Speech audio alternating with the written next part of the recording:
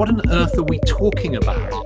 All this work with animals. Imagine a sort of, a psychologist who has no interest in spirituality or the sort of, and comes into this workshop and says, what are you guys talking about? Pictures of animals on cards and so on. Here's one way of understanding it, which is that there are inner animals. When you connect with an animal, like you were both talking about your sense of its totem animal, the sense of familiarity, this idea of the familiar that comes out of folk tradition, is there's a way in which an animal can be simply a representation of a feeling that you have. So, for instance, if I feel particularly hurt, I might connect to an image of a wounded animal, a little bird that's been hurt. And there's all sorts of wonderful work you can do with self-healing around that. If you ever feel wounded and hurt, just go into your grove or go into your imagination and just ask for an animal that symbolizes this hurt feeling to come to you. And and maybe put out your hands or extend your love towards this. And you might find that there's a little wounded bird in your cupped hands. Or on Tea with the Druid the other day, I suggested that a little deer, a hind, a sort of Bambi creature came in who was slightly wounded, and that we all held it and gave it our love. And just give the creature, imagine you're healing the creature and that it's getting better. And just go with your feelings, and this can bring you a sense of healing at a very deep level. So you could explain this whole work with animals simply at a psychological level, that they are symbolizations of feelings. There's another psychological level you could talk about in terms of instincts, that, if I imagine a panther, and then I imagine that I am a panther, then possibly I'd be able to connect with my instinctive feelings more strongly.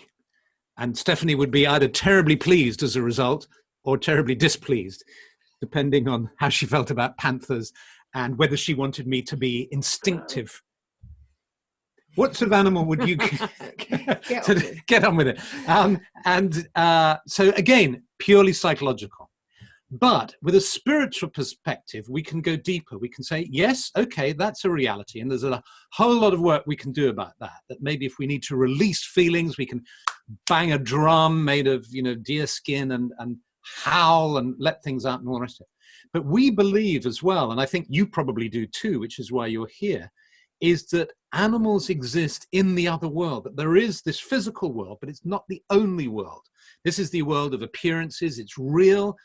We love it. We're engaged with it. We're frightened by it too. It's huge. It's awesome. But there's also other levels of reality, and that animals exist as spirits in this other level of reality. How do we access them? Well, one way we access them is with our imagination. So we imagine we're in the sacred grove. We do an exercise like the ones that we've done, where we sense an animal. Now, you remember I said, if you're not getting an animal, imagine you're getting one, pretend you're getting one, evoke one with your own creative mind, as it were. And it may well be your imagination, but that doesn't matter, because the way I look at it is that the animals of the imagination, if you stay with them and really attune with them, they move from the world of our personal imagination, which is under the control of our conscious mind, blends into our unconscious.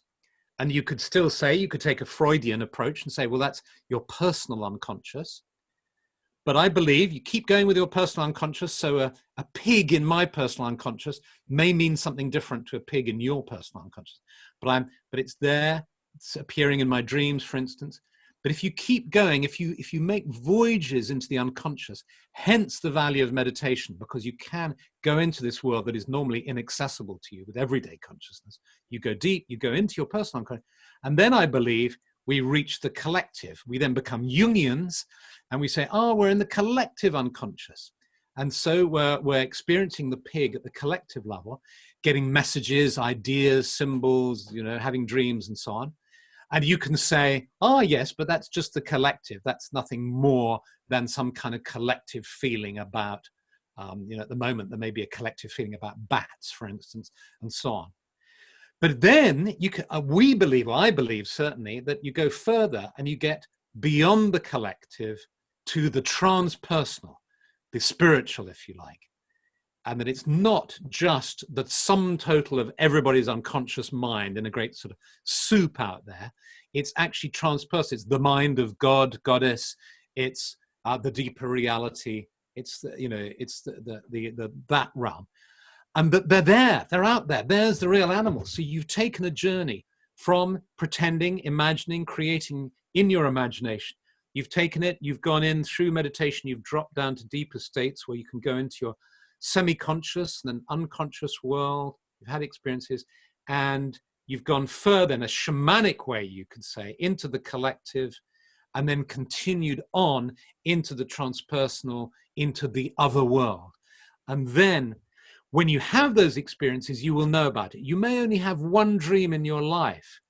I've only had, a couple of dreams like that in my life of the animal world, where they come in and it's so real and it's so other, and they're bringing something in, and it affects a change. It's kind of when there's all experience of you has gone. It's like, I suppose it's too simplistic to say your ego doesn't exist, but it's like it's other than you. Yeah, I think it's other. Yeah, exactly.